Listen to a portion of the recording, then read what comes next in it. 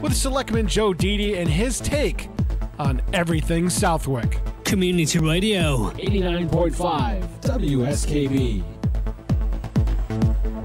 Live from Studio 120 at Westfield Technical Academy, this is WCPC Channel 15 and 89.5 FM WSKB Westfield.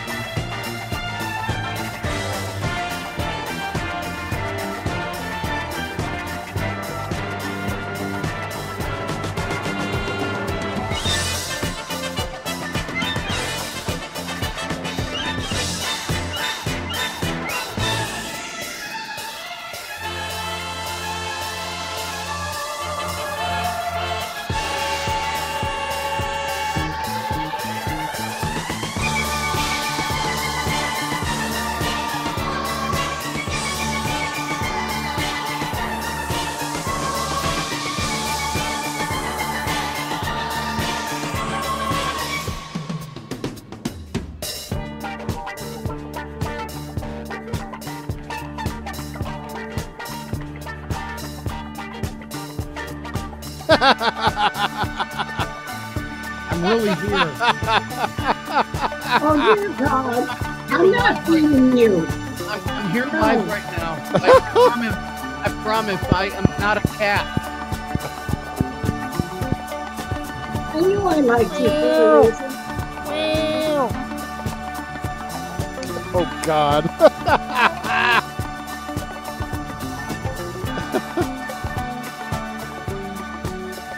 $8.11.5. Really, I am not a cat. I'm here for real. Looks familiar. What do you want for breakfast? I've got crunchies or canned. Okay, you know what? The joke has already gotten old. Let me try to fix this. Let's see if he can fix it. No, I think I know how to fix it. First, I have to do this. You know, if you had told me about this, I would have queued up the Limu, Emu, and Doug jingle. Okay. Isn't this too early for this? Emu, and Doug.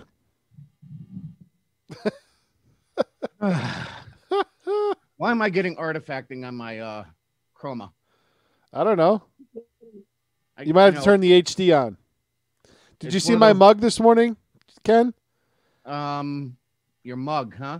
I'm looking at it right now. Oh no! You know, oh, there he goes again. You had to do that, Pete. Oh no, he's gonna get his MAGA hat. No, he doesn't have that at home. It's at the studio. I keep my sound level meter in it.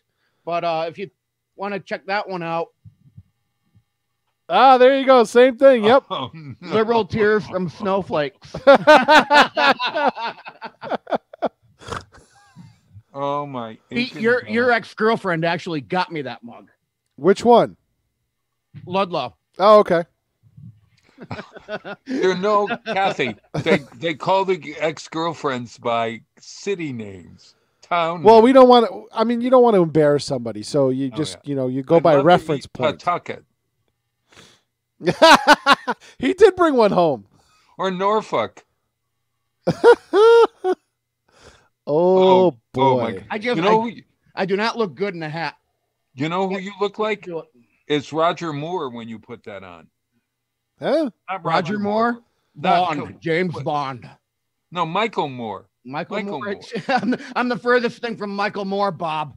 I know it, but you look like Michael Moore. Hey, just to let everybody update on the old weather situation, the Genie put out a post. Current outages include Shaker and Tannery Roads, parts of North Road, including Hampton Ponds, East Mountain Road, north to Route 20, and associated side streets, Holyoke Road and associated side streets, Paper Mill Road, Upper Notre Dame, and Montgomery Road. Crews are responding, but with ice, it could be slow going. No restoration times are available at this time. No curbside meals today at the Senior Center. And as you're reading across the bottom of the screen, we can't see it, but City Hall is open at 11 a.m. this morning. So it is a rough morning, and I'm watching between the snowbanks in my driveway a lake form. Oh my God! I was wondering why I'm actually here instead of at the studio, because I'm looking out my window. I see rain and I see 32 degrees. So yeah, the Jay was out this morning apparently early, and he said any of the untreated roads are pretty bad. I also, I just got an email from a C Click Fix. And let's see what it's all about. Sewer. So, I actually get sewer notices in the C-Click Fix from time to time. And half the time it's the sewer's backing up into someone's house and they get on C-Click Fix to no. If it's coming into your house and it's sewerage, call the police DPW. Call the police department if it's after hours and they'll page out DPW. Yeah. That's the proper procedure. Oh, wow. That's good to know. Yeah. After 13 years of dispatcher, I know the proper procedure. Yeah. That's considered an emergency. Wow. All right. Kathleen, you need to get a light on you. All we see is like this dark head. My chandelier here. Do you have another one? Oh, look at that. Bob, no, I see you're fine. Talking about the weather, I realized that I could do something. I can actually do the weather when I'm at home, unlike when I'm in the studio because I don't have anything in front of me. Oh. So it's very easy to find out what the weather is going to be like today. Hey, Google, what's the weather forecast for today? Today in Westfield, there will be rain and snow with a forecasted high of 45 and a low of 19. Right now it's 33 degrees with rain. And there you go. There's the latest weather forecast. Right. Yeah. Yeah, You can say play music by Drake. Hey, Kenny. now it's trying to sell me something. You can also use Where's my commands like pen? Pause or continue. Yeah. or Hey, pause. Ken. JPEG Luca was explaining to us, or was it Peter, that because the pavement is cold, and so it might be raining, but there'll be black ice because of the cold pavement. Is that You know correct? what else is cold? My heart. I was going to say my heart, but if you want to volunteer that, well, good for you. Oh, what the hell. It is the 16th day of February in the year 2021. Anno Domini. The time is 8:17. This is the Den, Ken's Den. The views expressed by the host during his monologue are those solely of his own, not those of Westfield State University, WCPC Community Programming Channel 15. Our underwriters are those in the dark. And now... And speaking of in the dark, I just noticed when I moved my mic boom, because I was getting a lot of that, because I don't have a shock mount on it, I moved my light. So it's not hitting me perfectly. And it's bothering me, but I'll take care of that during. Well, that's the story of my life. No respect. No respect. You know, speaking of respect, I know that the sound, the audio that I send you from the other computer here is going to be a little hot, but it ends up being like normal on the broadcast when we play it back on YouTube. Okay. And for some reason, I've been meaning to tell you this for a couple of weeks now. My level, it'll seem normal, but on YouTube, it's lower than everything else. Yeah, when it records, it's a little bit lower, yeah. Yeah, so... That's just the vagaries of the screen capture of Zoom. Yeah, it's... well, getting back... When we're in the studio, I'm talking. Yeah, my levels will seem up, but on the YouTube video, they're a little lower than everything else, so... I think complain. It's a little hot, then it'll be normal for us. All right. Glad I got that off my mind. I've been meaning to tell you that for like 4 weeks. Westfield Athenaeum opening at 11. They're open. They're going to be open at 11 a.m. this morning. Oh, you know, it's very important that they're open this week too. Why is that? To babysit people. Oh, crepe sakes. It's what? They have activities for kids because it's a vacation week, Bob. Yeah. Oh, I forgot that it was a vacation. Right. So the kids are home from school today. I'm home from school today, too. All right. You know, sure. I could sit here and monologue on about how 45 was acquitted for a second time, but I would only be doing that to rile up Bob Platt. I'll check my blood pressure here. Wait a minute. We did see it all coming, though. You know, it was kabuki theater. Millions and millions spent on Trump derangement syndrome. Oh, Bob, by the way, knock, knock. Who's there? Owen. Owen who? Owen 2. Oh, no, I'm not about all that this week. Oh my God. That's funny. It's been almost a year since I was working at the shop I was at for 24 years. And I got to thinking, there are a lot of things I don't miss. The drive to and from. 28 minutes door to door if there's no traffic at all. That's an hour out of my life. Of course, exit 41 on the green stamp would often be backed up, which made that 28 minutes extend to 45 minutes to almost an hour. An hour and a half of my life. Sometimes 91 northbound going in would be backed up.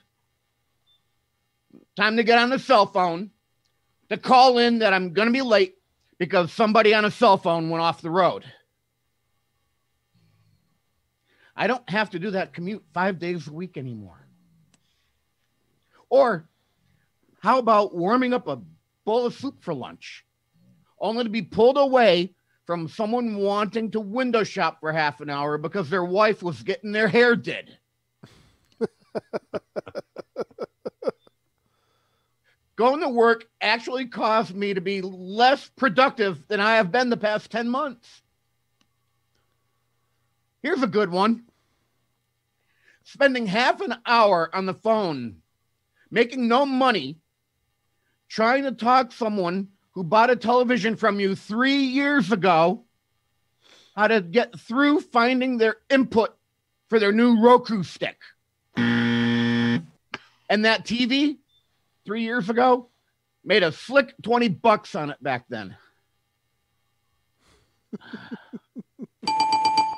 I had an office up there, but I shared it with the business owner as well. He liked it 85 degrees, and I would overheat at 75 when indoors. After a while, I discovered that if I squeaked out an SVD, that soon he would leave the office and go to another section of the shop, and I could turn his heater off. Of course, he did not leave the room without saying a few choice words to me, most of which I cannot repeat on the air. Come on, man. He and I would have to share a hotel room on some larger out-of-town jobs. He was too cheap to swing for 2 rooms. And me being a cheap Pollock, I was not going to pay for one if I was working.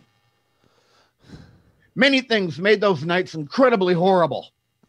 And it is because of those trips that when Pete and myself travel to cover a rocket launch, we get separate rooms. Where's the kaboom? There was supposed to be an earth-shattering kaboom. We got stuck sharing a multi-room place one night, Pete and I. And many of you can reflect back to my description of how that went.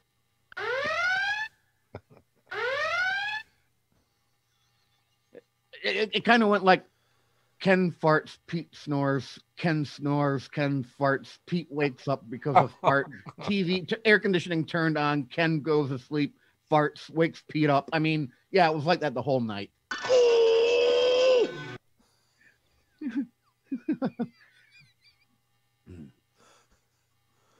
But the one thing that I don't miss at all is something that would happen every morning, and Monday mornings would be the worst. This is Cockenlocker.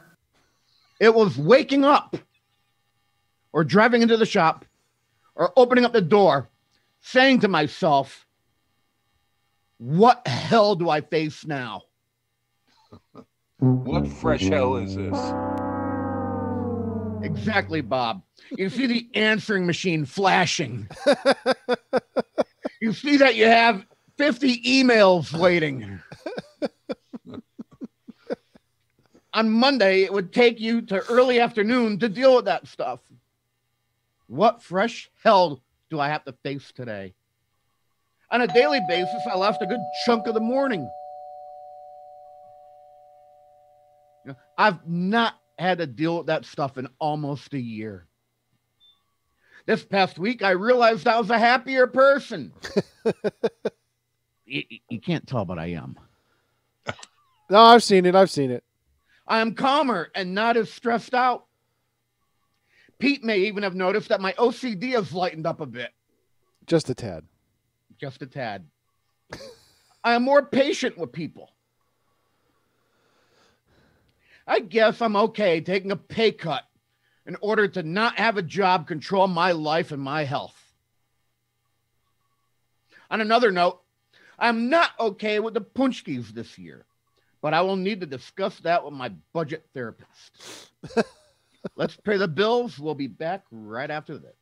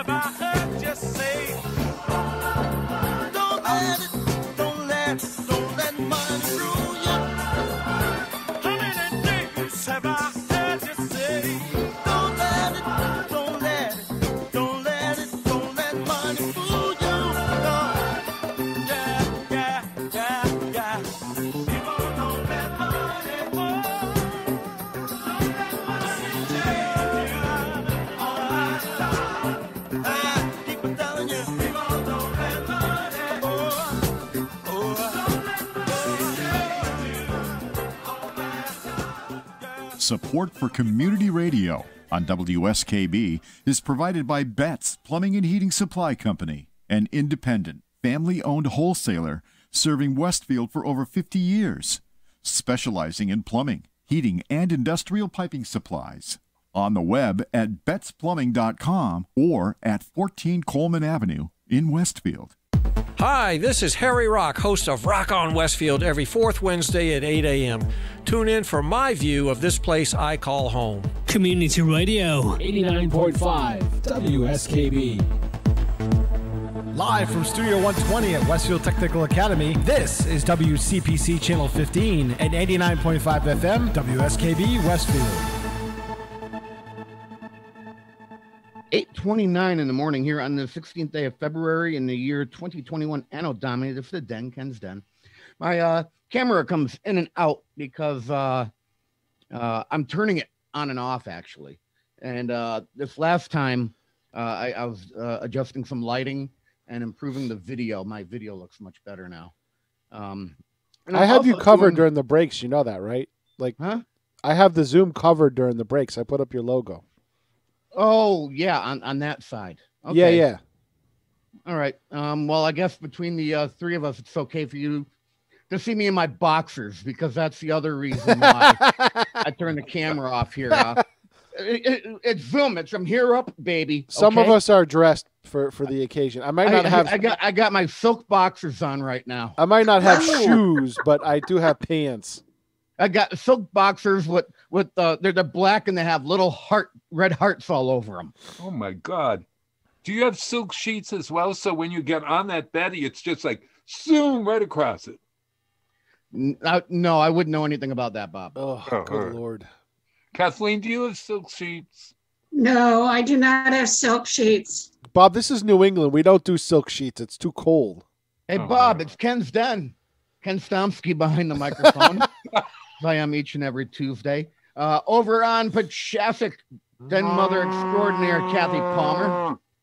I'm here. And I am clothed. I am fully clothed. Mm-hmm. So there you go. Now, I know that was a little hot, but it's not overdriven. No, it's fine. All right, good. In the control room up off Southampton Road, Peter Cole's getting to the keys. Chairman Meow, the February freak of frequencies. Oh, God. Oh, boy. And Bob Plass hanging out over on West Silver. Oh, God. So, that was a deep sigh. I'm at home. And Yes. because I'm home, I have the newspaper in front of me, because usually on Tuesdays I don't read it until I get back from the broadcast when I'm at the studio. But I'm noticing here, and Pete, you'd appreciate this. Okay. Seeing that you're newly approved for the emergency communications. Was it not a? Is it a commission? The Public Safety Telecommunications Commission. Okay, yeah. So congratulations on that. Pete was congrats. Approved unanimously last week Nice. for that. Nice. So you would appreciate this. In 1968, the United States' first 911 emergency system went to service in Haleyville, Alabama. Oh, cool. Yeah. Cool. Yeah, the more you know. Dun, dun, dun, dun. Do you really want that one? I got it. No, well, okay. Well, here's something else. Does anyone know who Henry M. Leland is? No. Henry M. Leland. Leland, yes. No. Give us a clue. Okay, he was alive from 1843 to 1932. 1843 to 1932. Yes. So he was the founder of Cadillac and Lincoln Motor Companies. Oh, wow. Yeah. You see, nowadays Cadillac is GM and Lincoln is a Ford. Yeah. But it was one man who came up with both of those companies. Wow. Huh. The more you know. Why did he name it Cadillac?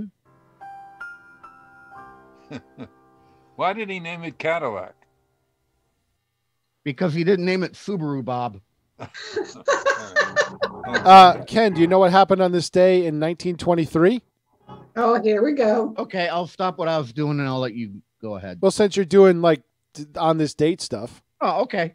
I didn't mean to because that's one of Bobby's things. No, okay. I used to do that. I don't do it any longer. Yeah, you can have it. I did it. I was talking about a different Bob. Yeah, I did it when I was Knappic's sidekick. Yeah. So I guess it goes back to being one of my things that Goff stole from me again. So on this date in 1923,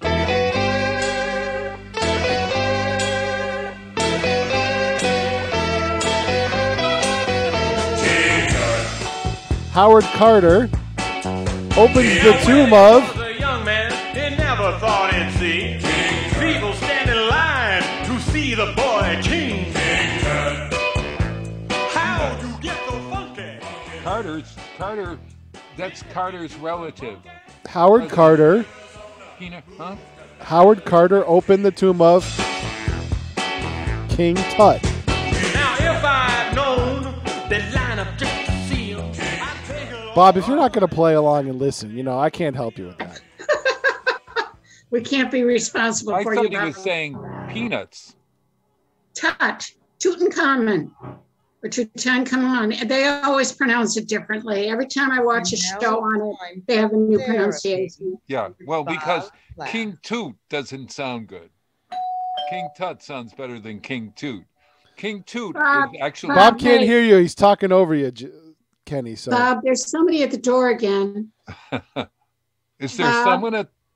There's someone at your door again. Oh. I don't know how they drove there. Maybe they walked. Oh, God, help me. All right. Who's there? Kenny. Hi. You gonna let me in? Yeah, it's your show. Come on in. All right. Ken, did you drive or walk? Did you slide or walk? I skated down. You skated down here. He beamed in. That's the sound of Kenny on skate. No, he beamed in. Oh, he beamed in. Oh, okay. Oh, how can I help you? That reminds me, that's going to be the theme of my next promotional video for Chaos Solutions. Beaming in? Got it. I'll be releasing it in March. I think it's going to be where this last one was Vegas-based. I think this one's going to be all Star Trek. Oh, I love it. Yeah. I can't wait. Because I do know how to do the transportation effect now. Okay. That'll get people interested in my services, right? Yes. Yeah. Well, how can I help you, speaking of services? Yes. All season long, I've been let down by the punchki this year. Oh, are you talking about the size of the punchkis? No, I'm not a size queen, Bob. No, that's not it. All right. Well, which one of you are using the chat feature on here? Was not expecting that. That was me to give you informative messages. I mute every time. You didn't last time. Yeah, I did. When you're moving your camera, no, I heard you coughing. Oh. I usually mute. I know. Oh, well. Just remind okay. me. All right. I want to. Kathleen, who are these people? These voices that keep coming in the middle of my therapy session? They're in your head, Bob. I don't know, Bob. I think it's only you. I think you're hearing voices now. Oh no! You know, I just realized the name on this half-yard bottle of whatever. Yeah, from the Tiki Lounge. No, this is not from the Tiki Lounge. This is from the Strip. Oh. You know, if you take a look at videos of people walking up and down the Strip, there's no open container law. Yeah. Up there, so you can walk around outside drinking one of these. Oh wow! And there's a chain of slushy places, and this chain is called Fat Tuesday. How do you like that? How do you like that? Really? Fat Tuesday. I just picked up on that.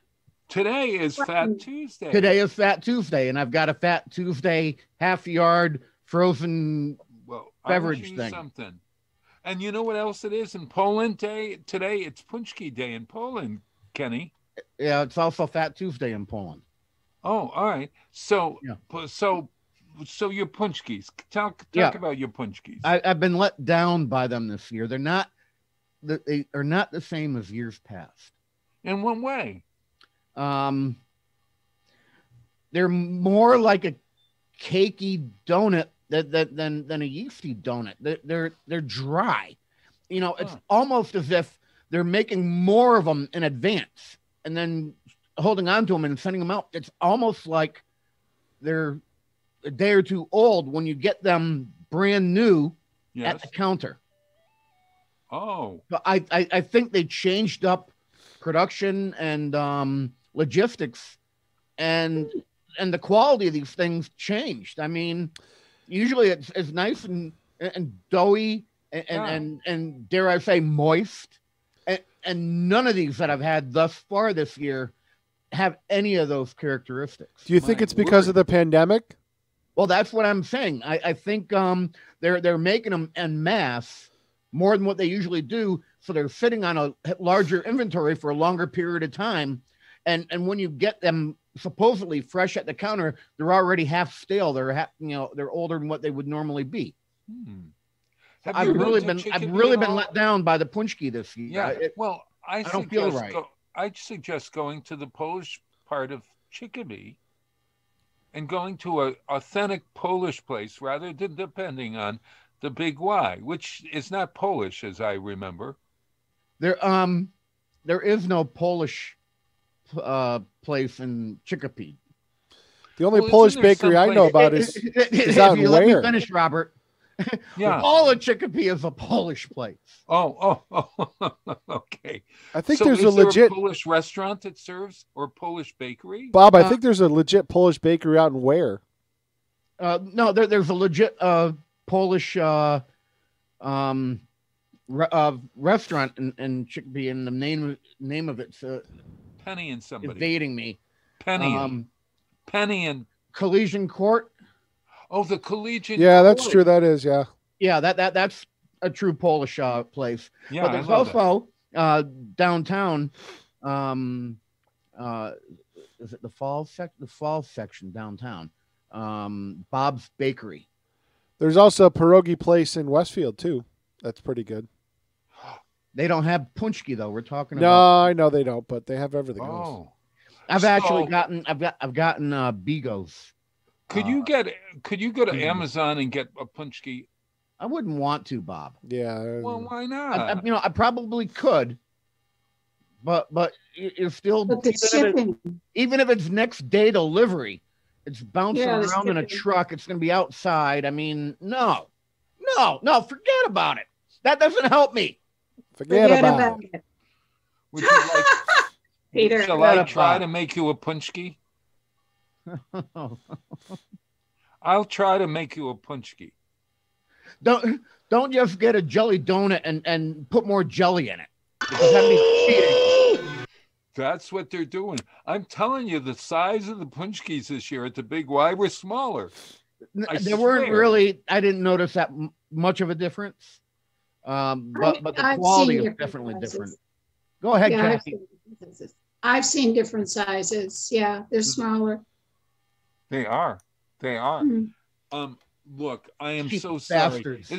Is there a food item that's coming up in the near future that we can substitute the punchkis for? Because they're not available after today. Is that right? That's it. Today is the last day. Oh. And I'm also out of boxed wine. Am I going to be able to drive in a few hours? Yeah, you should be able to. Ken, do you drink boxed wine? Tip it. You get it? That's what Kathy Griffin's mother used to say. You tip the box to get the rest of it. Tip it. You know what would be funny? Yeah. If Kathy Griffin would also hold up Biden's head. Oh my. Talk about inciting violence. He does have a point. She and her buddy Madonna, who want to blow up the White House. Okay, all right. Did you really want to send me in this direction? I didn't send you there. Yes, you did. Oh, yes, you did. You started on drinking wine. No, you started with a Kathy Griffin. Oh, well, I wasn't thinking of. And I was going to politely respond to Kathy by saying, and I'm talking about Kathy Palmer, not Kathy Griffin. I'm talking about Kathy Palmer. I was responding by saying, why, yes, Kathy, I do drink wine out of a box. Oh, I have some for you then. How much would you like? I buy it by 2 or 3 boxes at a time. Oh, I think I have that for you. I'll tell you about it later. Rosé, please. I don't know if I have rosé. I know I have a Chablis. I have a Pinot. There's about 5 boxes. What the heck were you doing with 5 boxes of wine? It's a long story, Bob. It's a long story. I don't want to go into it here, but I think maybe before the pandemic, she was keeping company. Really? Honest to God. So, Kenny, what's our next food item that we're going to be salivating about? Good question. Hot dogs? Baseball games? I just saw what some of the things just starting to trend, and of course I don't have that magazine in front of me. Yeah. I made onion soup this week that was to die for. French onion soup or just onion soup? French onion. I love onion soup. Yeah. This is a real simple recipe. Well, I doctored it, but with red wine and sherry. The liquor. Bob needs the box wine more than Kenny does. Yes. I knew a sherry that was a liquor before too. Oh my God! No, you didn't. Yeah. Oh, that's a complaint. Somebody's complaining. Did I hear an angel speak? You're having way too much fun with this morning. I don't know, Bob. Do you hear any angels? There she is. There she is. Hey, I'm a Foley artist. Tomorrow's Ash Wednesday. Tomorrow's Ash Wednesday. I want to suggest that everyone. It's the beginning of Lent, 40 days and 40 nights, and then we celebrate Easter, which is 6 or so weeks away. We don't push the religion propaganda on this program, Bob. No, I was talking about little chocolate eggs and stuff. Come on, man. Yeah. Peeps. Yeah, Peeps. Oh, yeah. By the way, Peeps are back this year. I love. Yeah, after last year they were out because the plant shut down, right? Right. Yeah. So Peeps. So we're back. all going to be able to get our Peeps. So Right. we're going to celebrate. We're going to substitute Peeps for Punchkis. No, I'm not a fan. Not a fan of them. Too much sugar for his diabetic nerves. Oh. No, it's not that. It's a marshmallow. With I'm going to look for a recipe for Punchkis. Are they fried or are they baked? A proper Punchki would be deep fried. Yeah. Oh no, I don't do any deep fried. Yeah, then don't bother. Oh, all right. I could give you the inside. You could try doing some type of healthy baked crap, but that'd be the equivalent of giving me kale. And you want to be my friend, so I wouldn't do that. I got it. All right, I'll make you a tiki lounge drink when we're able to gather. What's that drink you drink at Tiki Lounge? This is Cock and Locker. High or something like that. What is it? This is Cock and Locker. Oh, yeah, the Malacca. Yes, Mrs. Cock and Locker and I are going to. Well, by the time all this happens, it'll be Bob. It'll be frozen beverage time of the year. Bob, you can come up with a new drink and call it. This is Cock and Locker. I'm going to call it. Yeah. Would you like a Mrs. And you can have Sherry the liquor in that too. Yeah. Mrs. Cock and Locker liquor. Cock and Locker's liquor. Get it? You know what? You just made. I'm making you a cocktail. You just made the list. Cocktail. Oh no! I'm going to talk to my friend Jim Quinn. We're going to make a cocktail called Mrs. Cock and Locker's liquor. All right. Now, just because of that, just leave the $50 on the bureau on the way out, And thank you, my friend. And now I'm going to do my duty and then turn on the television and watch Ryan and Kathy. Come on, man. Ryan and Kelly. That's what Bob means when he says he's going to do his duty. I know. Speaking of that, when is American Horror Story going? They keep talking about. When's it going to start? Probably not until October. Oh gosh! And what about Big Brother? Isn't there a? They're opening up casting next week for Big Brother 23. Actually. Oh God! They haven't canceled that lousy show yet. No, and they have a new casting director for the first time in 20 years. Oh wow! And it's the same casting director who actually 3 years ago he did the casting for Big Brother Over the Top, which was an online thing only. Sure. And we may be seeing, because he's in charge now, we might be seeing another Over the Top when this next round of Big Brother is wow. over. Well, here's news from Westfield and the Plass family.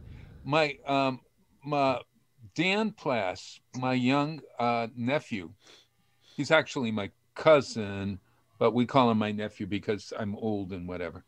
All right. It makes weird things less weird.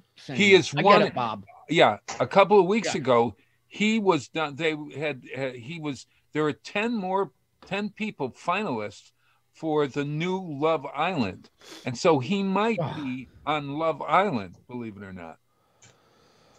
Another takeoff of a takeoff of a takeoff. Yeah, Yes, that's I know a show it. I don't But if do. Dan Plass is Temptation on Island, Love Island. We're watching it. My young cousin. You really want to watch, Bob? You really want to watch that show? No, I don't. Where it's but all if Dan's debauchery. on it, I'm watching it. It's about trying to steal people out of relationships and debauchery. That's like Sodom and Gomorrah all is that over what it is? again. Yeah, Oh that's my what the gosh. whole point of that show is. There's 4 couples and there's 12 singles. Oh, Bob froze again. There's 4 couples and 12 singles, and they try to steal people out of relationships. You know what? He froze about this same time last hour. Yes. I'm willing to bet that whatever node that he is using over in that section of town, there's a data dump once an hour from some place big. Yeah. That's causing traffic to boggle up. Probably. Yeah. That was happening for me on with the Comcast commercial up in Northampton. Every afternoon, it would just stop. Yeah. And we found out it was one company over in Industrial Park doing a huge data dump every afternoon. Wouldn't surprise me. It bogged down the node. The post office is over there, so it wouldn't surprise me. And it looks like he actually dropped out now. Yeah, he did it last time, and then he came back after he froze. All right. Well, I'll give him another minute or two to come back and say goodbye after he left. So, Kathy. Yes. The wonder of Warner Brothers cartoons. The 8mm reels that I convert, those run 18 to 22 frames per second, depending on the camera. Okay. I capture each and every frame individually when I go to convert one of these reels to a digital media. Yep. So now 18 to 22 frames per second for millimeter. The Warner Brothers cartoons. I was watching, we were sending some back and forth, some little gifts, and it made me think somebody had to draw 22 frames to get 1 second of that Warner Brothers cartoon going. Yep. Actually, it could take up to 3 months to draw the original cartoons, Actually, film rate is. Artists had to draw every one of them. The film rate is 24. Actual 16 millimeter or 35 is 24 frames a second. Yeah. We're what we normally watch is 24. Yep. But just so happens, 18 to 22 is what most of those cameras, depending on how good the winding was when you wound them up, because they weren't battery powered. Right. So that's why there's a difference of between 18 and 22 frames per second. Hard for the eye to pick up on 22 versus 24. Does the audience know what you mean though when you say they drew X amount of pictures? Does the audience understand that? Because today's digital audience can. They don't know what we're talking about. Right. You had to draw every single little movement. Well, that's what I was attempting to get to, because now you have computer-aided drawing, and you know, with AI, you can say, okay, I want this character to start doing something here and end up doing it here, and the AI now is so good that it can take over and figure out how to fill in each and every frame between point A and point B. That's how they're doing it now. It's called interpolation. But with the cartoons from the 40s, 50s, 60s, 70s, even 80s, each frame out of the 20, 22, 24 frames, hand drawn. Animated movies would take years. Years. They did. Snow White was years in the making. I don't remember how long, but it was forever. Yep. But now they told him he was crazy.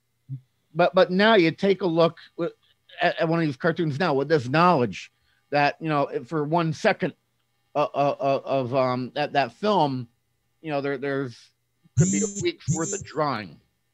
Now you watch the cartoon and you take a look at how smooth it is. And there's no artifacting or anything. It's just flawless. And the Warner Brothers ones that we watch are 50s. And it's just, it's gorgeous, time-consuming work that they went through. That's why they were called shorts. A 5-minute, 6-minute cartoon probably took 2 or 3 months to draw out. Oh, easily, yeah. All right. I guess Bob's not coming back. No, doesn't look like it. All right. So I did get in what I wanted to talk about with the Warner Brothers stuff, because I kind of hinted at it last night when we were following back and forth. You want to do a regular break song or top of the hour? Let's see. It's 8:56. You know what? Maybe I will just see if there's another fact or two here, and we'll do top of the hour stuff. All right, I'm gonna look at this. I need a bio break. I'll be right back. All right, I guess it's just me and you, kid. Yeah, are you looking at the Westfield News? Yes. On the second page? No. It's not the Westfield News. It's the back of the sports section of the Republican that the Westfield News is delivered in. Okay, all right. Yeah. The weekend. The reason why I didn't watch the Super Bowl. 1990. It's his birthday today. I can't even stand looking at him. What else do we have here? LeVar Burton is today. That's a Star Trek guy. I know who that is. Yeah, Ice-T. Holy crap! 1958. I didn't think Ice-T was that old. Holy smokes! Yeah. It's been around a long time. 2005, the National Hockey League canceled its 204 to 205 regular season and playoffs due to a labor dispute. That's what did it for me with baseball back about 30 years ago. They had that strike and they weren't playing baseball games for half a season. And I learned that, I'm much happier not losing 3 hours of my time to watch one. Yeah, I do like baseball, but I can't get into it because I can't spend 3 or 4 nights a week watching the same team play 5-hour games. Yeah, let's not this baseball anymore because Peter is back. Oh, we got Peter back? Yeah. Wait a minute, though. I did have a question for you that I really want to know. And I asked you this online, but you didn't have time to answer. Behind you, you have a wonderful picture. I'm looking at Vegas, and I hate you because you're going. How do you do that? Because I'm watching Outlander, and on Outlander, one of the characters has a peg leg. Mm-hmm. But he doesn't really have a peg leg. He doesn't have a wooden leg. See, there you go. They do it with what they said was the blue wall or the chroma key. What the heck is that? That's what we use in the studio every week. No, that's what you use, Peter, and I see it every day, and I understand what it looks like. But how do you do it? It's so you just lost the back of your head. So the color, a device in the software takes the color and goes, okay, I can electronically remove that color and replace it with something else. So it interpolates the color. Now Zoom looks at you. See how I can put my hand up and stuff appears? Zoom is doing the best it can with interpolating that without a solid background. Now Kenny has a solid background in his house. It's just taking out your background and putting in whatever it wants. Correct. Yes, but if it's a peg leg, that's CGI. So they shoot him against a green screen, and then they probably put green around his leg, and they can pull that out via that. Yeah, so when they put in backgrounds, is that all CGI? Some things are, yeah. It's funny because Micro's new series called 6 Degrees or whatever it is. Micro's new series is called 6 Degrees. He'll be on a live set somewhere, and it'll be like a battle scene for Civil War or something, and then he'll go, yeah, but I need to explain it more, and for that we need to use the green screen. And they pan over, and there's the green screen. He stands in front of a portable green screen out in the middle of nowhere, and they drop in the background live. It's funny as hell. Like he makes light of it. Like that, Kathy. Yeah, there's Kenny's green screen. There's my green screen that I have here. Oh, okay. Yeah. Does Chef John have the video link, or is he going to come in by phone? Oh, well, he said Zoom, so I know that he does video with Mass Appeal, so he should be coming in video. They do that on Skype though. Mass Appeal does Skype. Yeah, but that if they can do Skype, they can do video on. Oh yeah. Yeah. Look at all these you have. You know, so we have the blue wall down at Studio 120, which I curse at every time I see it. Peter wanted blue because he claimed he had to look at it constantly, but a lot of people wear blue and they end up doing this thing called keying out, and it looks like you can see through them. Now and then you might have seen a weather person on air wear the wrong color tie or whatever, and you see a hole in the middle of their chest. So that's why most people use that puke color green that you saw behind me for the chroma color, because nobody in their right mind other than Harry Rock thinks wearing that color looks good on you. That's funny. Nice shot. We do have to when the weather gets a little warmer and we can warm up the studio on a consolidated basis, we are going to repaint it green. Yeah, we actually have the paint. We ordered it this summer. Yeah. So we are going to get to that and make a few improvements. So you can wear blue after that? Yes. Yeah, you'll be able to wear blue after that.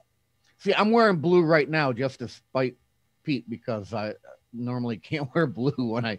Well, I know, you told me not to. Whatever. All right. Hey, look at that. It's 9:02. I went even further than what I needed to. Hopefully, okay, now I see we're recording all of a sudden.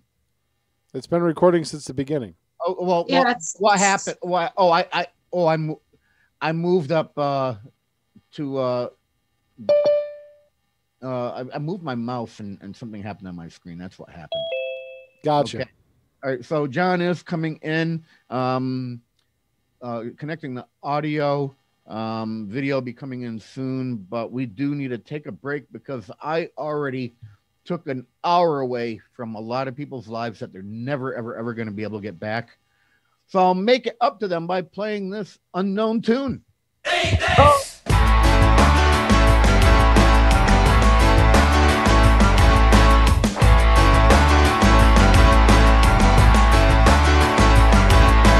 Burn down the store. Take what you want and more. Shop until you drop. Voodoo consumer never stop.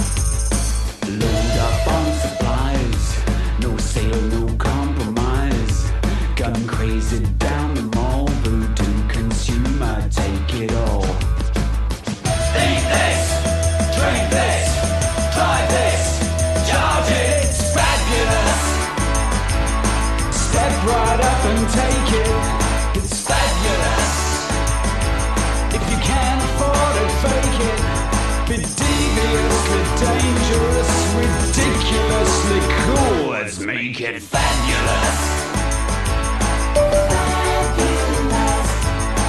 Fabulous. Drive me to the bank, kneel down and give me thanks. Grab your credit card, voodoo consumer, kiss me hard. Eat this, drink this, drive this, charge it, it's fabulous. Step right up and take it, it's fabulous. If you can't afford it, fake it. Be deviously dangerous, ridiculously cool, let's make it fabulous.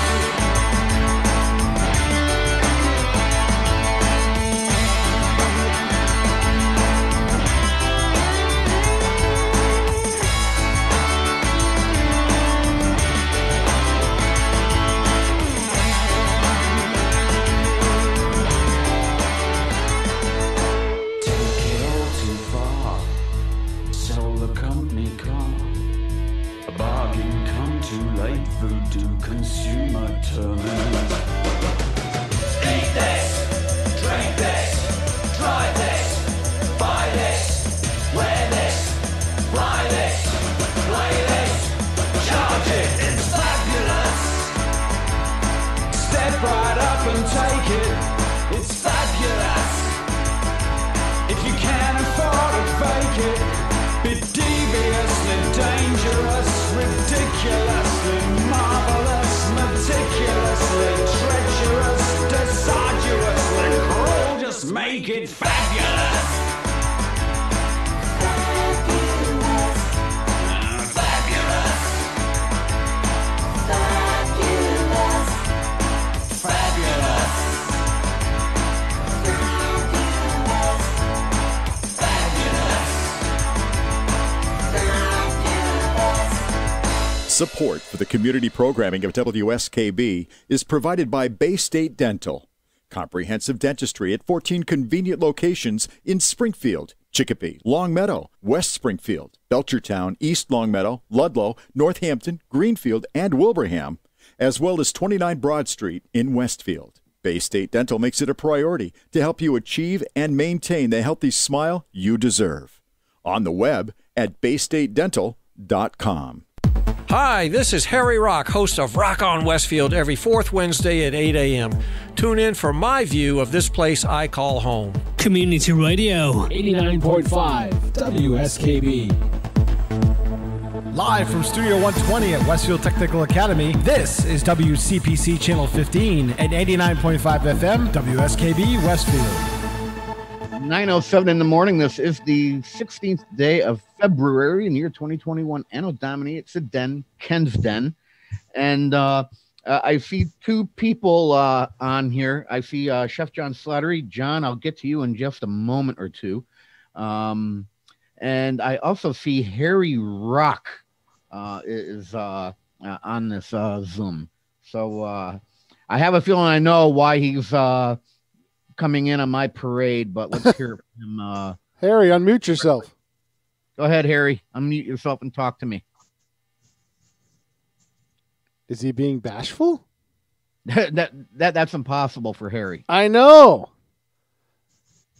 And I know that when we did the New Year's Eve countdown, he at least tried to do video. So he knows what he's doing with this stuff. I know. It's like I'm surprised. He just ran a 350 board meeting on Zoom. So I know he has the technology, and I know it works where he is. If you want to be part of the show, Harry, we don't have a problem with that.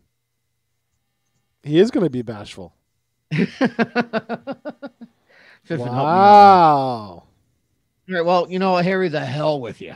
I try to do a nice thing and share the airwaves with him. Wow, I haven't said airwaves in a long time. I'm so used to going direct to video now. I sent an unmute request to him, and he's being bashful. Mm-hmm. Oh, well. I know Chef John's not bashful, so, you know, we're No, good with that. I don't see him muted. I also don't see him not muted. We know you're not muted. We can hear you. All right. So, are you able to do video at all, or are we just audio with you today, Chef? The audio at the moment, I think, is probably best. Oh, okay. It's because he just crawled out of bed and his hair ain't done. And Are you dressed, John? I mean, mostly. yeah, so like myself, he's probably in his silk boxers and just not one. Oh, Ken, no, please don't go there again. Oh, God. He does realize this is a TV show, right? Well, yes. We can see. Yes, we can see. Even though it's a terrible thing, we can see. I wonder if Harry's on because maybe Channel 15 is out. I don't know. Harry, text me if Channel 15 is out. I don't know. It says muted on mine. Yeah, I know. He might be listening on there, though, if Channel 15 is I out. just saw 15 up on my screen like 3 minutes ago. Okay, I know we're going over the radio. I just checked that. So, John, how's it going? Great. How are you guys faring out there in the hill towns with the ice? Yeah, good. I think it's gone the rain now, and the ice is underneath is starting to melt a little bit. We should be better shortly. Yeah, 15 is up. Okay. Pete, earlier on Bob's show, we were talking about, or you were talking about your microphone, and I knew about the microphone, but you've mentioned now you got studio monitors, and that's the first I heard of them. What do you have? They're the H&A ones. They're brand new. They were only about $50 or $60. Uh-huh. And they really, I was impressed in how good they sound. They sound really, I heard a difference between those and the sports announcing headsets that I had in here before that. Mm-hmm. These sounded, I think these sound pretty close to the Bose ones I have down in the studio. Oh, okay. Yeah, they're good. I only bring my Dre Beats to the studio. That's I don't just a bring brand name junk. Yeah, these are Nakamichi. Okay. I don't dare throw these in a laptop bag and shuffle them around. Yeah, these were like the rest of the H&A stuff, Hammer and Anvil from Adorama. That's their house brand. Uh-huh. For the cost price point, they're pretty darn good stuff. We put this up against the RE20. Jay and I did in the studio. Right. And Jay and I couldn't hear the difference between the RE20 or this. Mm-hmm. Both very flat microphones, which is what you want. It's kind of like the Monoprice brand. Some of that stuff surprises you. Yeah, right. And for the price point, they had it at $99 when I bought this one, and then they had a sale at $69, and I bought a second one. So I was like, wow, that's a very good price, and I snagged one more. I have these, which are Monoprice, believe it or not. I used to be a Monoprice dealer. Yep. Those are noise canceling for when I fly out to Vegas. Okay. Equivalent of the basic Bose noise canceling, and these are like $50 or $60. Yeah, I bought at Christmas time. I bought a set of actually two sets of them. The Sony Bluetooth ones. Yeah, these have Bluetooth too. And they were surprisingly good for like $35. Yeah. Yeah. Electronics is the only thing that really goes down in price. And well, you and I have seen it firsthand. Our first printers were 9-pin dot matrix, and they were $500. Yep, Epson was the first big one. Chef, is it just me, or is the cost of meat going up a lot, like right now, lately? It's very dependent across the country. Some places are going up and some places are actually going down. Because the restaurant, in some places it's going down because the restaurants aren't buying enough meat because the restaurants aren't busy enough in places that are very restrict. So the prices are actually down in some places. Yep. There are other places where there's that shortage mentality going on, even though it's not truly a shortage, it's more localized, but that's causing some price spikes around the country and in certain places. I noticed locally, I've seen a lot more locally that the price of beef has gone up, but the price of pork and chicken has gone down a little bit. I have noticed that as well. Everything's probably going to go up because the I'm not going to pull politics into it, but for some reason gasoline is shooting up quicker than a Biden vote count at 2 a.m. in the morning. Well, that was probably due to the Keystone XL pipeline being canceled, and now it's going to go up even more because most of the refineries are in Texas and Louisiana, and they're in a deep freeze, and those refiners can't run at nearly full capacity because of the weather. They were having snow tornadoes down there yesterday. I saw some videos. Did you see the posting I did of that? I missed yours, but I saw some out there. Yes. They had a snow-nado. It was snowing, and they had a tornado on the ground. I'm due to go to Texas beginning of May, and I just hope all that crap is done and over with by then. Oh, that's true. We could go storm chasing. Yeah,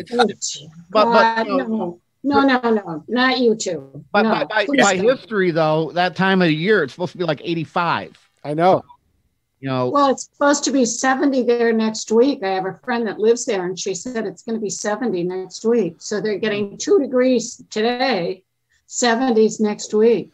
Well, I was talking about this on Bob's show. The thing that they're worried about down there right now is, though, and Jay was saying the same thing, those homes are not built for cold weather. They're built for warm weather, and they're worried about some of the pool pipes breaking and water flowing into homes, and they have no cellars, so they're all built on slabs. So they're worried about housing being flooded. They said they're more worried about this than they're worried about a hurricane. They're just not prepared for it, and people in general aren't prepared for it. They don't know how to keep warm in this. We go without power for a couple days. We stoke up our fireplaces. We take out our grills. We're used to it. We don't like it, but we're used to it. Down there, they're just not prepared for this. It's not fair, and it's not funny. There's a lot of jokes about it. No, it's not funny. It's amazing where weather like this can hit. And I'm just going to change something quickly on my chroma and get out of the way. We hate you, Ken. Snow in Vegas? We hate you. We love you, but we hate you. That is snow coming down at the Welcome to Vegas sign.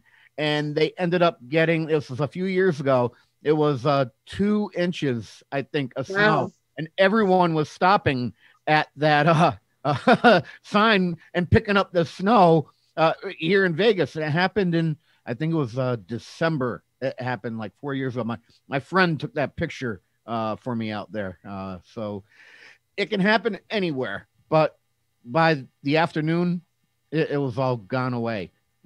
They said, all right, nobody's going to school. Nobody's going anywhere. We're not plowing. We're not doing anything. And in 5 hours from now, it's all going to be melted and on its way to Lake Mead. Well, and all, that's the other thing is all these places have no snow removal equipment. There's no need to buy it. It's kind of like, as our emergency management director, you don't build a church for Easter Sunday for that size or that thing. They don't have anything. They don't have sanders. They don't have plows. They just don't exist out there. So when they get an ice storm, you have to shut down because – even what they say, Dallas or somebody like that, the fire department had a truck flip over because they don't know, there's nothing to treat the roads with. On the news yesterday, I saw a truck sliding sideways down a hill in Nashville. Yep. I saw that. Yeah. So that makes me think, Chef, you're up in the hills. Are you seeing instances where trucks are sliding down hills? This particular storm in my side of the town was not so bad. I'm sure if you go higher up in the elevations, there's probably some of that, but I'm on the lower end of the hill downs, luckily. So by the river. Are you in a van down by the river? No, sir. No, sir. I actually typed out a few questions or a few things to go over with Chef this morning because it's easy to just look at somebody and just go from there with conversation. And then we also break and we talk about what we want to talk about during break, and we can't do that. Right. So I think I have a couple of interesting things here. Obviously, I'm going to talk about that slaw. That's coming up. So I will be Xing you about that. Cool. Excuse me. I was looking through a magazine or maybe an ad popped up on Facebook for oven mitts. Now, I remember maybe when I was 11 or 12, my mother having me use oven mitts to take cookie trays and things like that out of the oven. But ever since I've can remember, I don't use them. I use a towel. I just wrap it up like 2 or 3 times and I go in with that.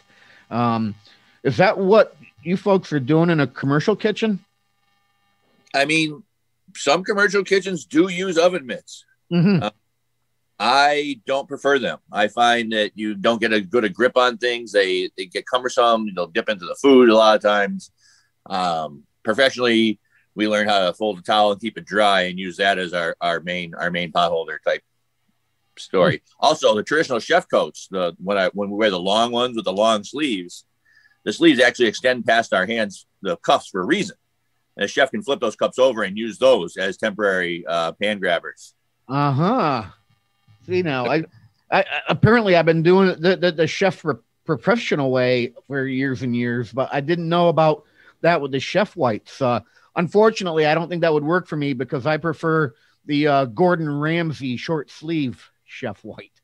I generally wear short sleeves as well, but certain times a year or certain jobs, long sleeves protect you. So there's a reason. If you're frying bacon up for 8 hours straight, you don't want those short sleeves. That is facts. Yeah, and you also don't want to fry up that bacon naked. No bacon naked. Bad idea. No, that's the one thing you don't cook naked. Bacon. Ow.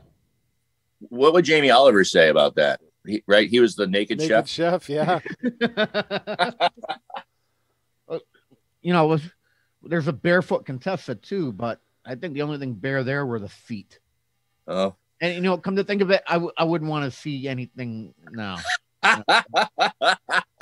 No. Eddie. Oh gosh.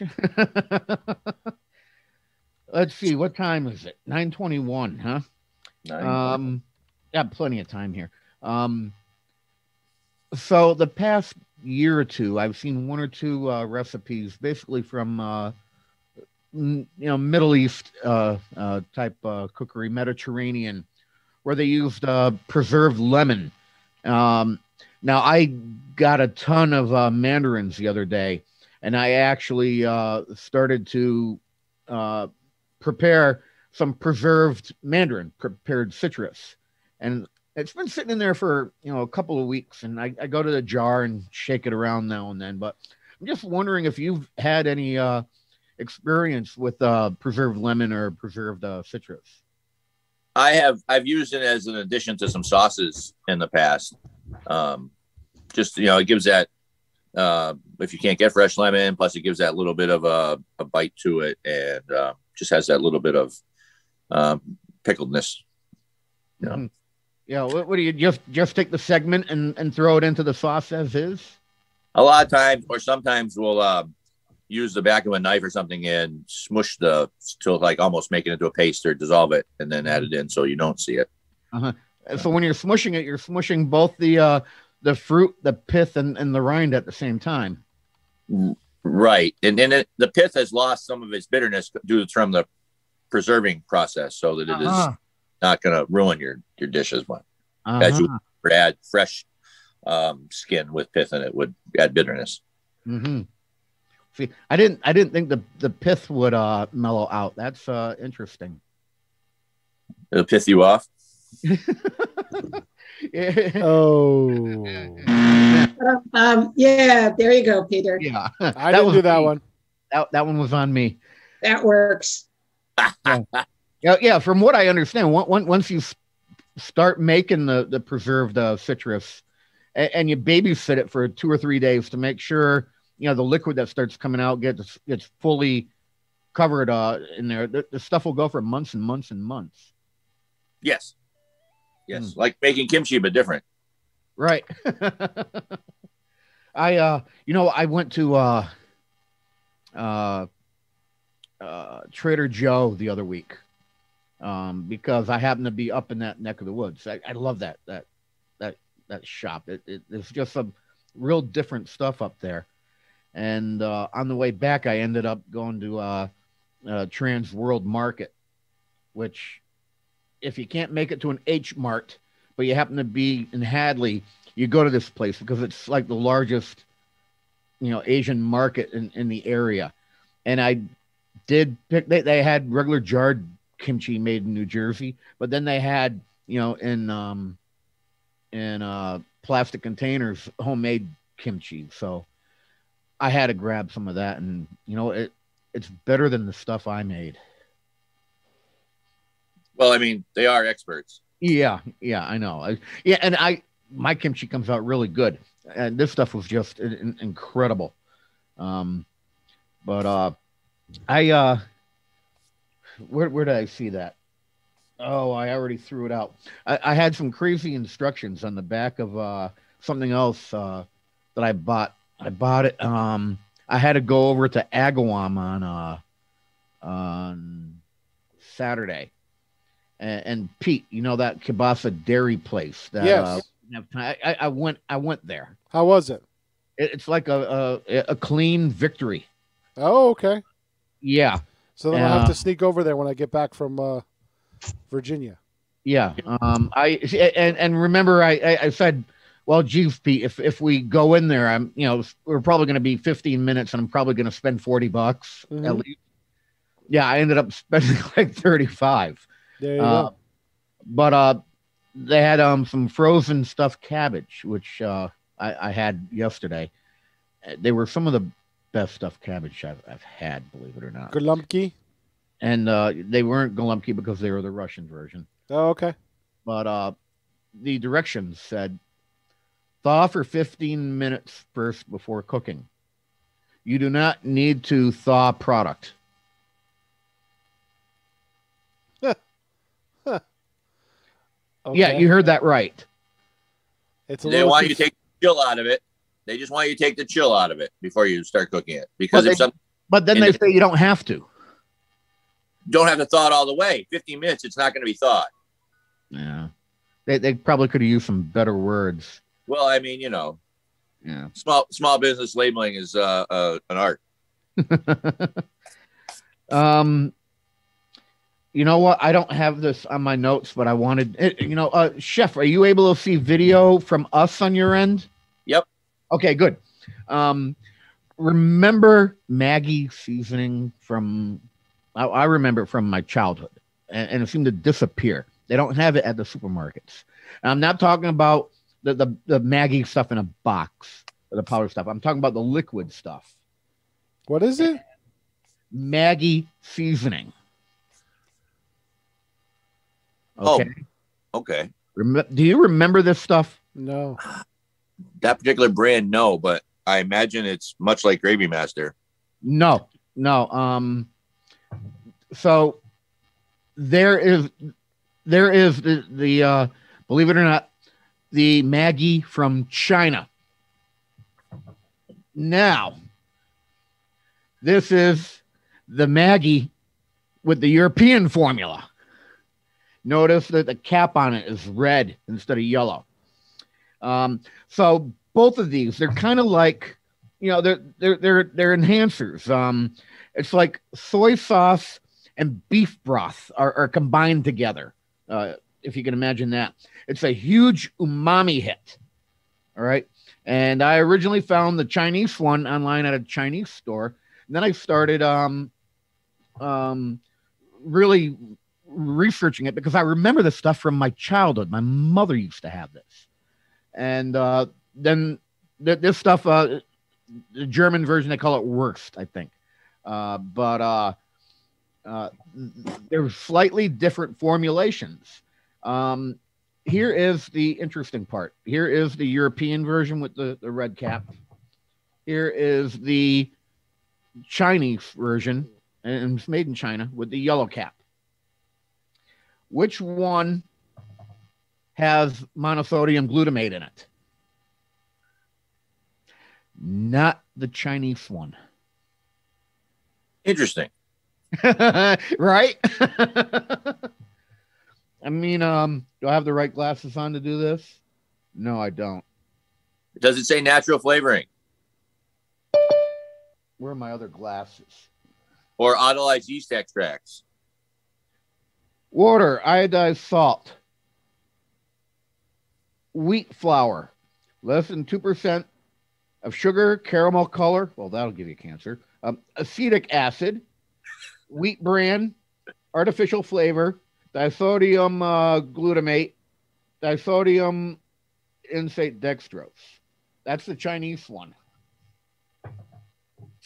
The European one. Oh, God, this is even harder.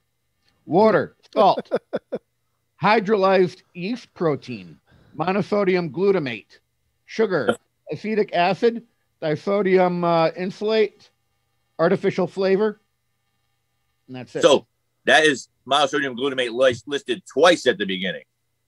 Of the European one. Yes, because that yeast extract is also a monosodium glutamate source. Is it a monosodium glutamate or is it just a glutamate? I know that they use it in place of, and it is similar. I don't know the chemistry. I apologize. I think it might that part that might just be glutamate. And you know, MSG. When they taught us about MSG in culinary school, they told us that these 4 or 5 different other words were ways that companies could hide the MSG in the food. Yeah, so. and there's naturally occurring MSG too. And the thing is, if used sparingly, it's great stuff. It's like finishing salt on some things now and then. And it's a great tenderizer used in products too, and meats and stuff like that. So it has uses. It does a lot of great things, and I would say that it's a negative thing. It's like any other sodium or any other chemical you're putting into your body. It's in food. We just have to be careful what we have. Some people are sensitive to it, and some aren't. That's really what it boils down to. Yeah, and you know, we're finding out that a lot fewer people are sensitive to it, and they pretty much determined that from the Chinese food illness, I think they called it, from the 60s and 70s. They blamed it on the MSG. It ended up being bunk. That wasn't true at all. So I'm not afraid of a little bit of MSG, but I just really found it curious how the one manufactured in China does not have it, yet the European one does. That is interesting. All right. 9:31. Look at that. Halfway through. Pete, we're going to do a break, and then we get back. I actually have a few more intelligent food questions to ask Jeff.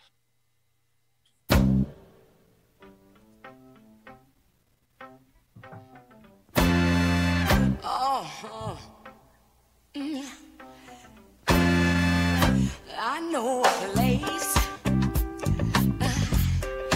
Ain't nobody crying. Ain't nobody worried. No. Ain't no smiling faces. No, no. Lying to the races. Help me. Come on. Somebody help me now. I'll take you there. Help me, y'all. I'll take you there. Help me now. I'll take you there. I'll take you there. Oh, mercy. I'll take you there. Oh, let me take you now. I'll take you there. Oh, let me take you there. I'll take you there. Cranberry, play your piano now. All right. Do it. Come on now. Play on it. Me daddy now. Daddy.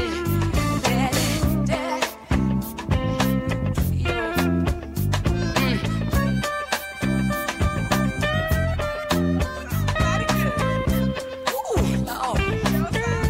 All right now, baby, little lady, I need you here. Help me out. Come on, little baby.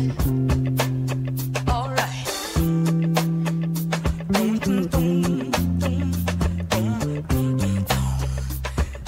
Doing something so.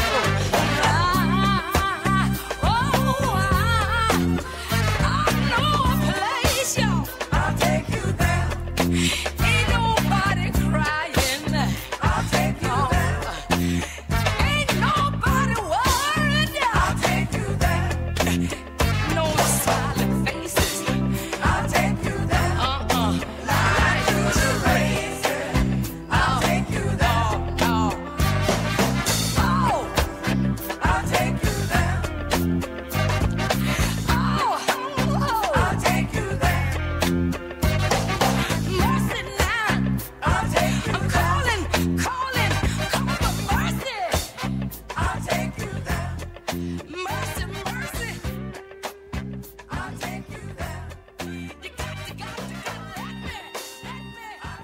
Support for community radio on WSKB is provided by Betts Plumbing and Heating Supply Company, an independent, family-owned wholesaler serving Westfield for over 50 years, specializing in plumbing, heating, and industrial piping supplies.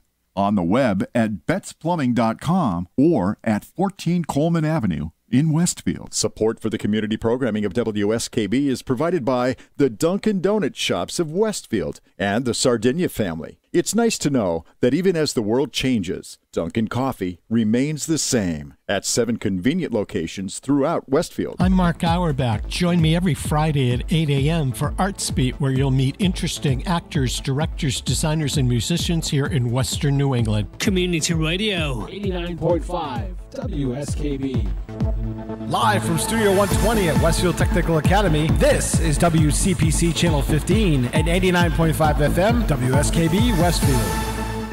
9:36 in the morning. It's starting to lighten up here a little bit here in Sin City. Today is the 16th day of February in the year 2021. Anno Domini, this is the Den, Ken's Den. Oh, boy. Yes. Oh, boy. What are you doing with filters? Oh, Chef John dropped off. He did. Yeah. I had some rather important questions for him. Okay.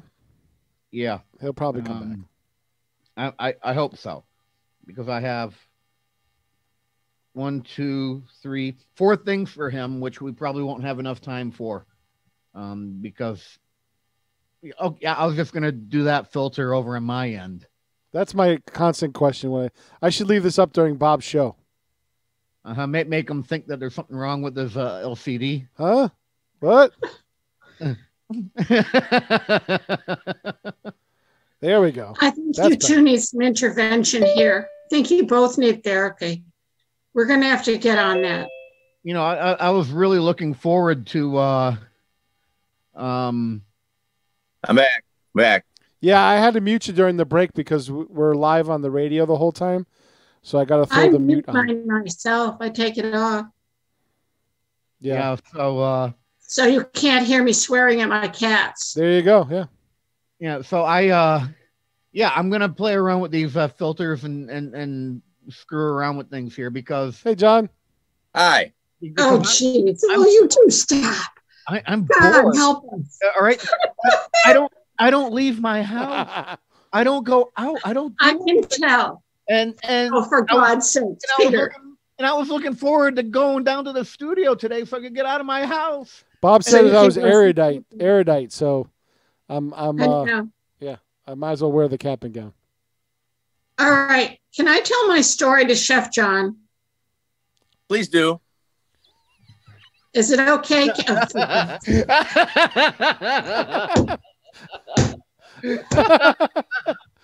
Oh, wait a minute, I got a better one. I can't. This is awful. All right, so listen. John, are you there? I'm here. We're gonna rise above this, all right? This is serious business. Look at him. Look at the hat. Look at the hat. Oh dear God. That fun Zoom stuff on my phone, unfortunately. So oh, but you should see that Ken is on TV now. I'm stuck in your TV. Let him out. Let him out.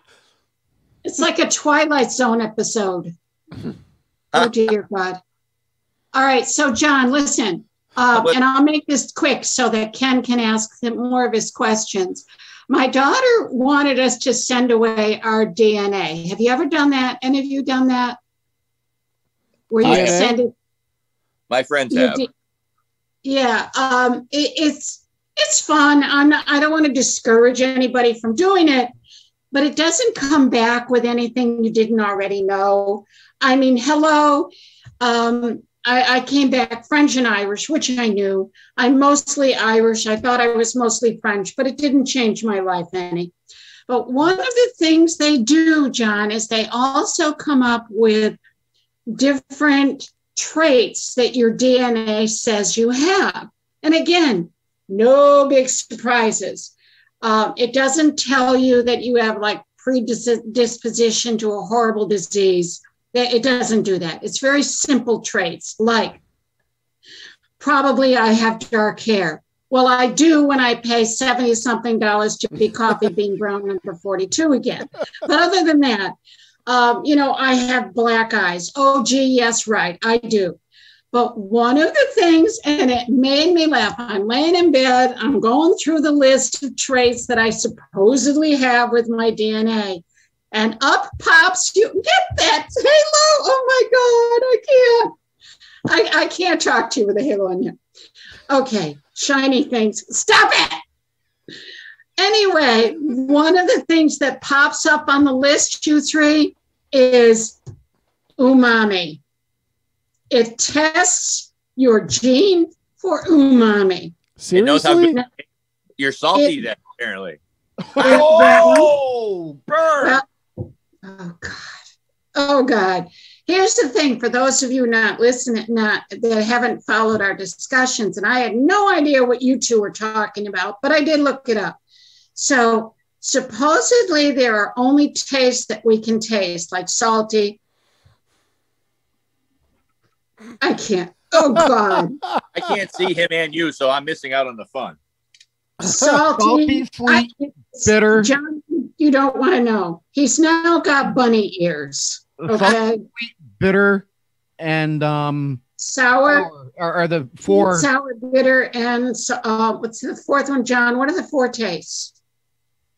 Sweet, sour, bitter. There's another one.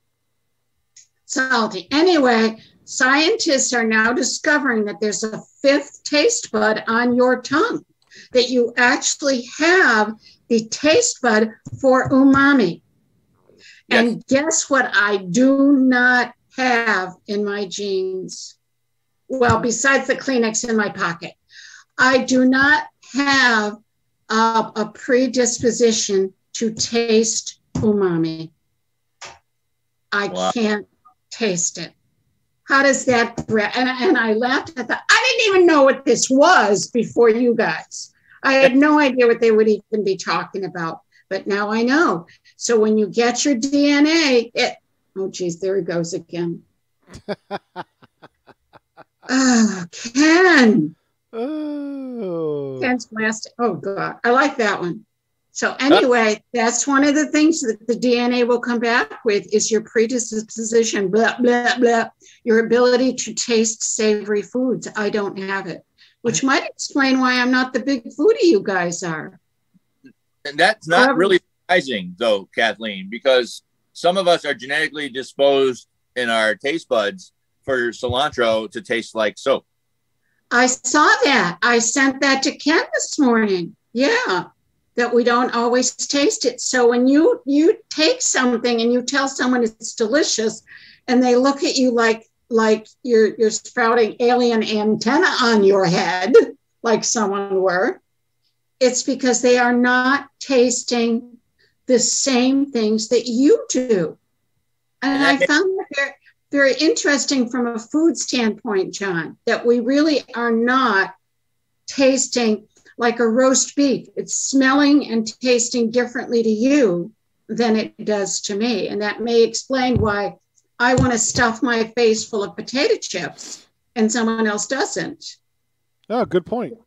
No, it's an fact. And that leads to the next step. The next level of personal chef work is having your clients get a DNA screening to tell what they can taste and what they can't taste. And you can plan your menus around that, I suppose, right? That is, we're just becoming so in tune with this amazing thing that is the human body, that there's, as time progresses, there's so much more to it, and we continue to learn. Yeah, it's very interesting. And it was the only thing on the whole panel that I really got a kick out of, because I knew what Ken was talking about. Ken, you taught me something. Aren't you excited? You taught me something.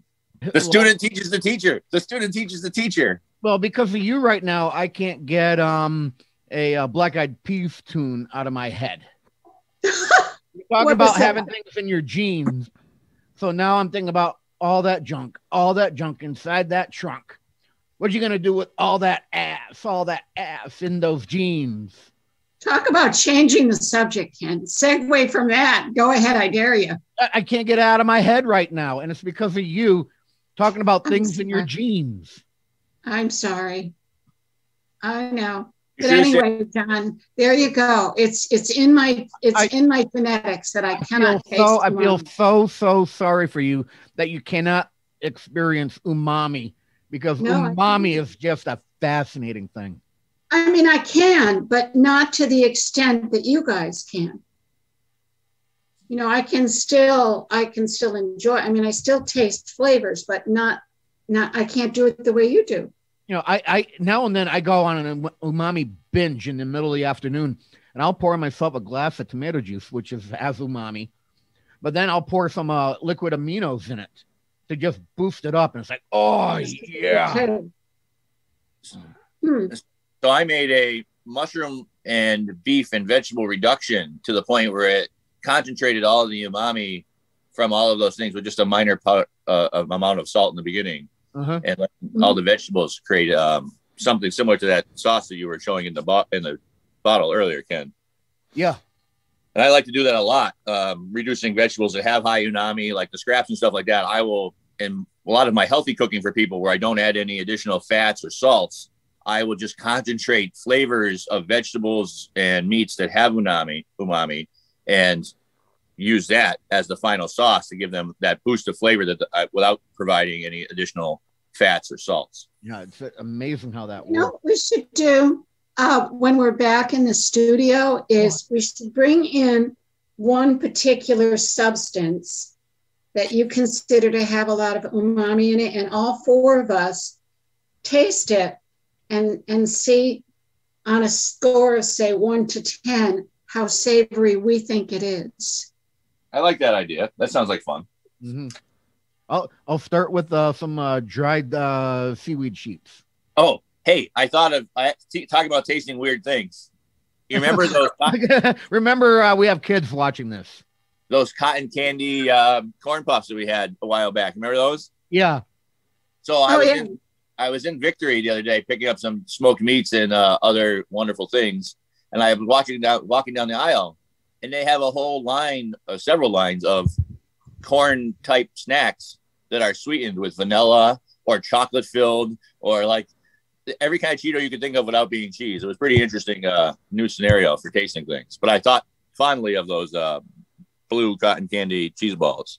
When I was at Trader Joe's last week, I actually I picked up a bag. You know, it looks like those cheese puff things, but these were Brussels sprout. Ooh. Interesting. Although I love Brussels sprouts. Were they cheese dusted? Huh? Were they cheese dusted at least? They were dusted with a bunch of umami because it was like a Brussels sprout base natural product. I mean, wasn't that bad? Oh, no, it wasn't Trader Joe's. It was Wally that I got those at. Of all places. Hey, Chef, so I made some meatballs a while back. And I mixed everything in my KitchenAid mixer. And I know that goes against warnings of overworking the meat mixture when you make meatballs or meatloaf or anything like that. Mm-hmm. And I ran that mixer for a minute and a half at least. But what happened was these meatballs, they actually came out tender and enjoyable. Really? Now, I heard that overworking meat in a situation like that, it just makes it tough, rubbery, but these were pretty friggin' awesome. Any idea what happened there? So, funny you should say that. I've been making fresh hot sausage up at Skyline on a regular basis now. So all the sausage that we use in all like the dishes that require sausage are house made now. I made up my own spice blend, etc. Now, is this a loose sausage or is it a stuffed sausage? Well, we did not stuff it. We didn't want to take the time to go through that. So we instead formed it into meatballs and baked it in the oven to cook them. Now, we did not add any fillers. This is 100% meat and spices.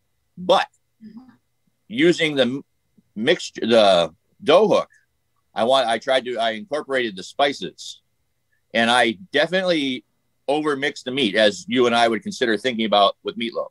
Mm-hmm. But Mm-hmm. the final product was absolutely superior. The meatball, when sliced, holds its shape.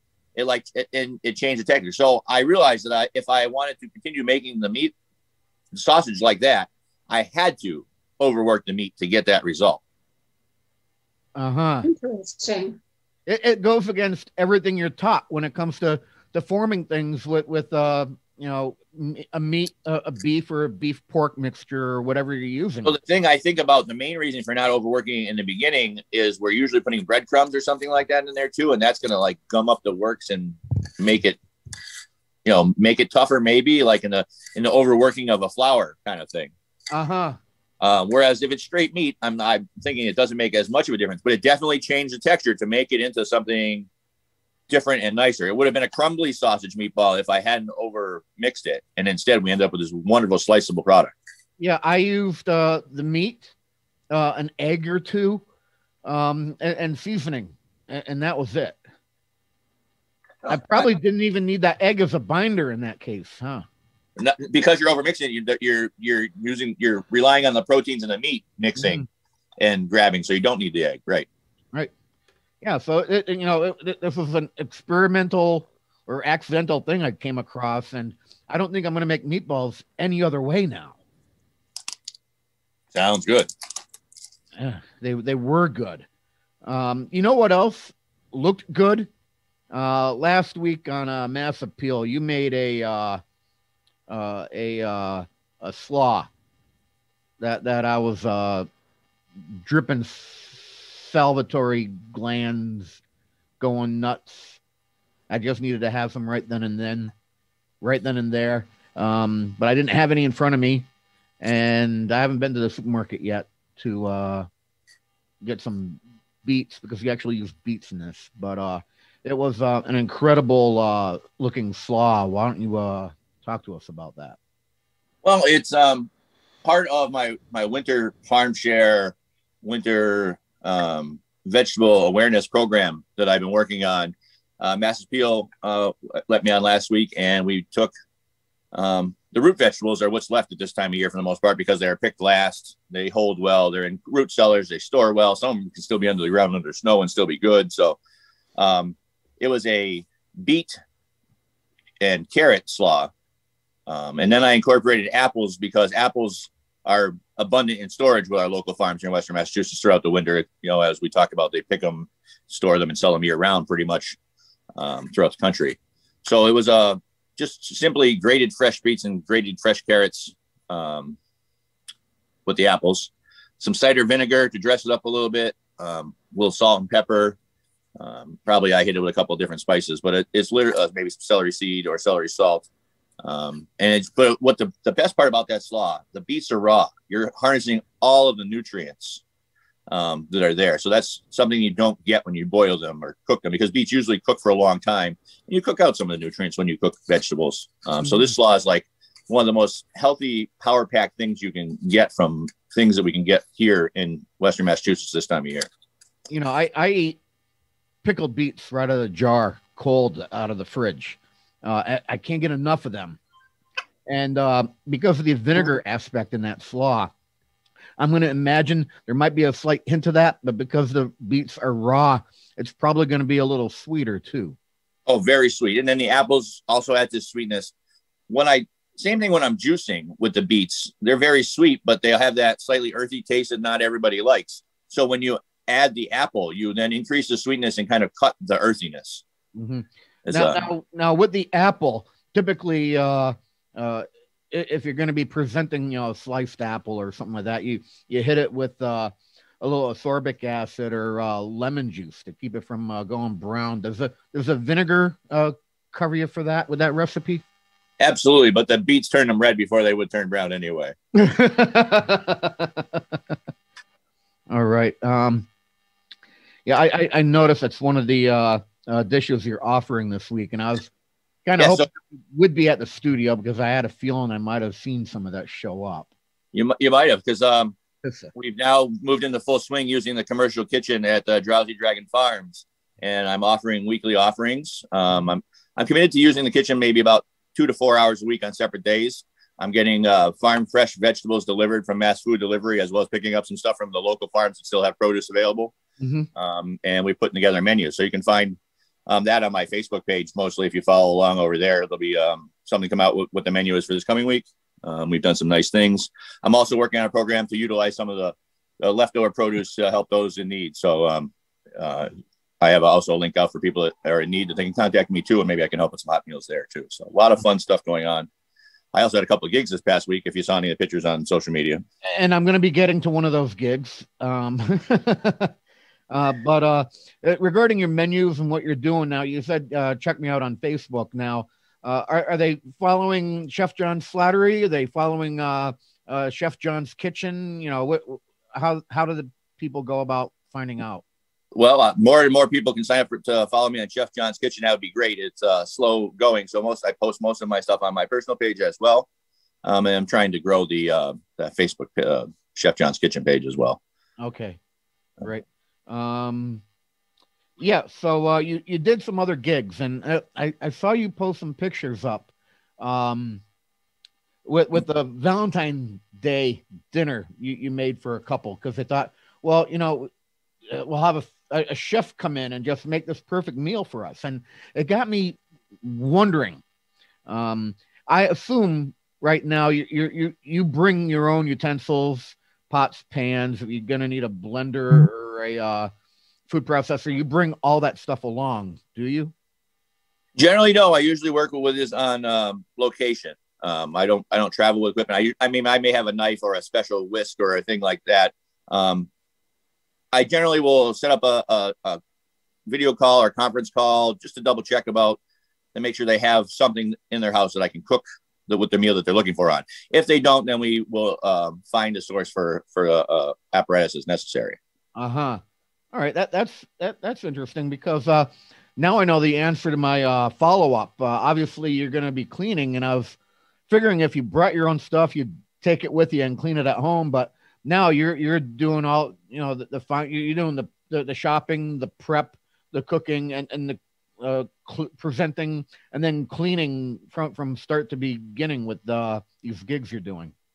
Yes, although sometimes the guests will do the shopping for me and have ingredients already ready in the house, so I sometimes just show up and cook. And clean. But I always leave the kitchen in the exact same form, if not better than I found it. Usually with some extra prepped ingredients. Maybe I make up some other things in the house while I'm there if the customer wants me to do that, because I'm going to utilize my time while I'm waiting for something to boil. I'm either cleaning up or prepping something else for them, or doing some tidying, that kind of stuff. Exactly. That's a process that I have over here myself. I'll get something boiling, and I'll go about and do other things. I might, you know, I might be doing some prep work. If I don't have any prep to do, you know, if my, geez, I can't think of the French culinary term for that now, and it's killing me. Mise en place. Mise en place. If I don't have any of that to do, I find something else. But something that I have found myself doing recently is if I need to boil something, I will boil it, you know, pasta or whatever. But then whilst I have boiling water, I'll grab a few eggs or whatever out of the fridge and then, you know, make hard-boiled eggs for the following morning while I have that water boiling, because it's just boiled water. There's a starch in it. I mean, you know, it's thinking ahead, which you obviously have to do a lot of before you head out to do any of these meals. Yes, you know, it's a lot of the cooking I do, and I learned a lot of these tricks on Mass Appeal for doing things in those 5-minute segments, is careful planning and doing multiple steps at the same time. Sometimes using the same cooking apparatus to cook 2 different things at the same time, like you just said. A lot of the things that I do, I like to take and reuse that boiled water, especially if vegetables. I will cook different vegetables in a specific order to make the stock have the right flavor profile at the end, but not interfering with the flavors of the individual vegetables.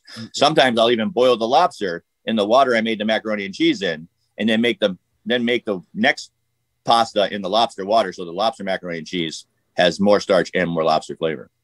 Excellent. You know, Chef John, that's why I like my sous vide, because I could be doing a roast for the next day, because it's going to be like a 24-hour cook, and then I'll throw in a steak for that night's dinner and do the same thing in one shot. Right. Yep. Utilize, you know, conservation of energy. The more things you can do while using the same amount of energy. You know, fire energy, heat is energy, electricity is energy. So I like to cross utilize wherever I can. Yep. Hey, we talked a lot about food this time around. Yeah. It's funny how that's been happening a little bit lately. I like it. It's fun. All right. We are, in fact, out of time. I want to thank you, Chef John Slattery, for joining us this morning. Thank you very much for having me. Feel free to keep in touch. Check out my website at chefjohnslattery.com or follow me on social media. Great. Next week, best of. Both Pete and myself will be out of the area, however, doing two distinctly different things. And then the following week, I think Pete and I are going to be doing this remote thing again because we're going to be waiting for COVID results, right? Or are you going to be back in time? I think with the rules, I'm going to be 2 weeks out of my second shot, so I will not have to quarantine when I come home. All right. I'm going to test right away. So I'll probably still test just because it's the right thing to do. Yeah, and I might be able to get into the studio on time, but if not, we'll be doing this again in 2 weeks. Okay. That's all the time I've got. Thanks for tuning in.